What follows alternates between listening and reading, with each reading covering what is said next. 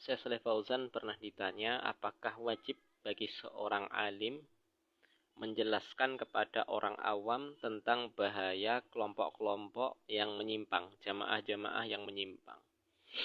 Jawabannya ialah, beliau menjawab, iya, wajib bagi seseorang alim atau ulama menjelaskan tentang bahaya kelompok-kelompok yang menyimpang dan mereka yang berpecah belah dalam Islam ini.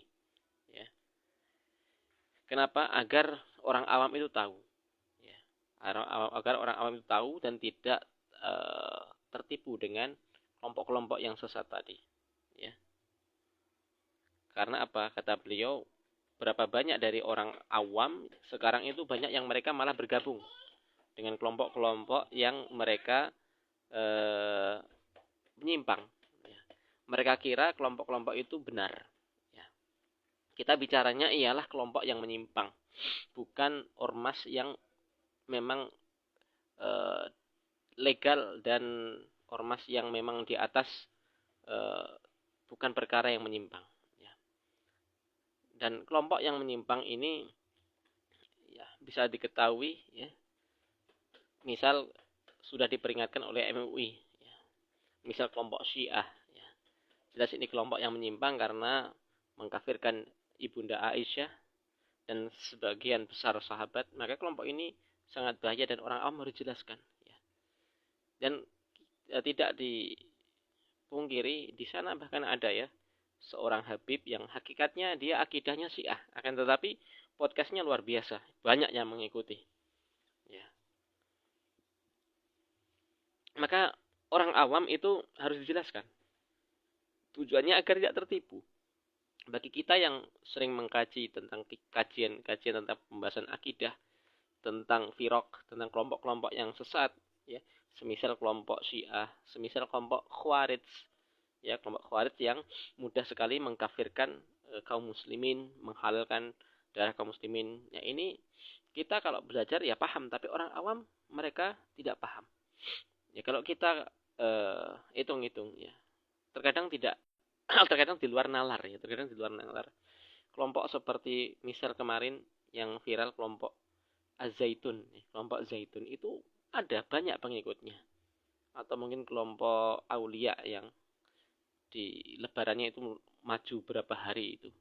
Itu juga ada pengikutnya dan banyak, ya. Ya, seperti itu, ya. Orang awam mengiranya itu kelompok yang benar, ya. Maka ini harus dijelaskan, ya, orang-orang awam. Karena perkara ini perkara yang bahaya, ya.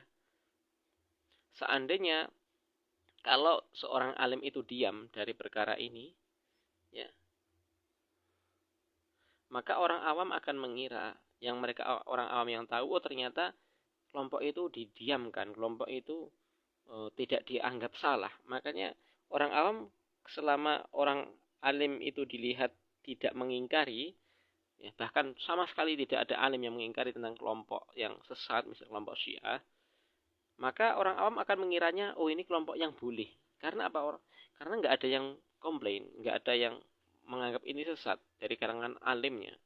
Ya, maka tidak boleh, ya, seluruh orang alim itu diam. Ya, paling tidak ada kifayah, ada satu dua alim yang menjelaskan tentang bahaya kelompok-kelompok yang sesat tadi. Ya. Dan kelompok yang sesat selain dia menyelisih akidah Ahlussunnah wal Jamaah, berikutnya ialah kelompok yang loyalitasnya, walak wal baroknya dibangun di atas fanatik kelompok, fanatik golongan. Ya.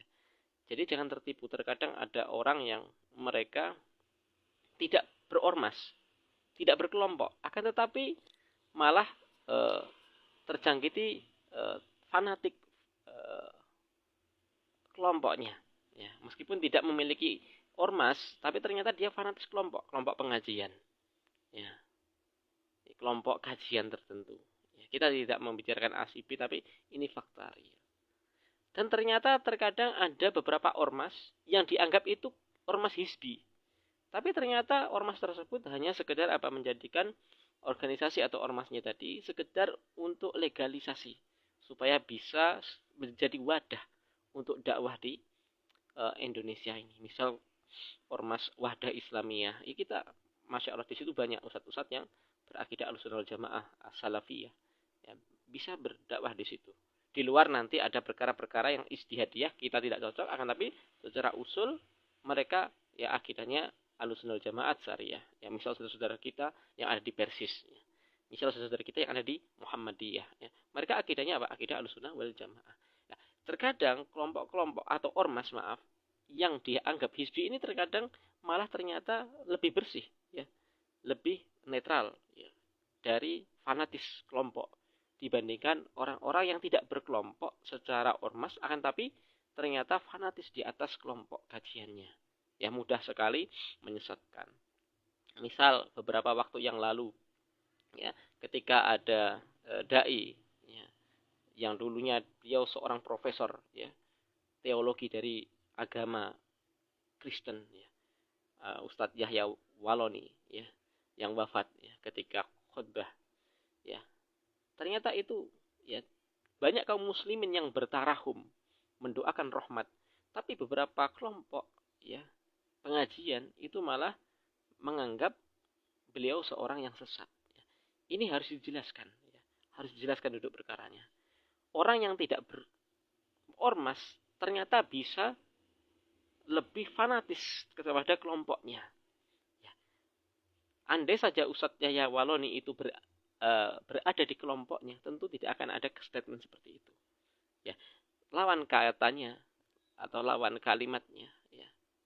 Seandainya hebat apapun jasa seorang dai kepada Islam, kepada dakwah, selama dia tidak berada di garis kelompoknya, maka dia tidak akan dianggap.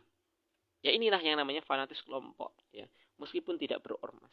Jadi yang ormas itu belum tentu hizbi, yang tidak berormas belum tentu tidak hizbi. Tergantung nanti bagaimana loyalitasnya kepada Islam, atau lebih besar kepada kelompok ormasnya atau kelompok pengajiannya atau kelompok masyayihnya.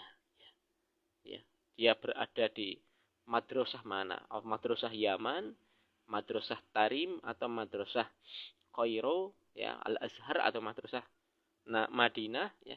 Bagaimana mereka bisa menjadikan itu hanya sekedar tunggangan saja, hanya sekedar wasilah untuk mendapatkan ilmu, tidak dibangun di atas fanatis kepada madrasah-madrasah tadi.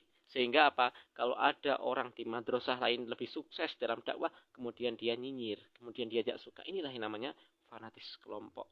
Ya. Syekh Shalih Fauzan akan menjelaskan, sudah menjelaskan tadi, inilah yang harus dijelaskan kepada masyarakat awam. Jangan sampai orang-orang itu tidak paham mana kelompok-kelompok yang menyimpang. Baik secara akidah ataupun secara hizbiyahnya. Ya. Sehingga Islam ini rahmatan lil alamin, ya. Dimanapun saudara kita, ya, hanya sekedar beda madhab, misal madhab fikih, tidak masalah selama kita masih sama-sama Ahlussunnah wal Jamaah. Ini yang bisa kita sampaikan. Subhanaka wa bihamdika asyhadu an la ilaha illa anta astaghfiruka wa atubu ilaik. Assalamualaikum warahmatullahi wabarakatuh.